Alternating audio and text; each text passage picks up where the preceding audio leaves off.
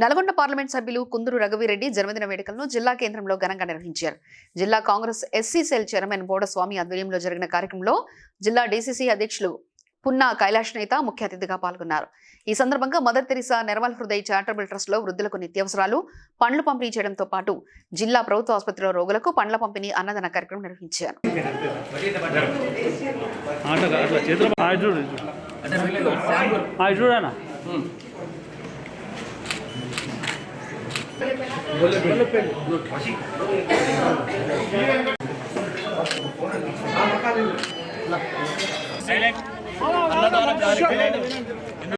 రాజకీయ నాయకుడైనటువంటి జానారెడ్డి గారి యొక్క కుమారుడు ఏదో మా చేదంత మేరకు కాంగ్రెస్ పార్టీ పక్షాన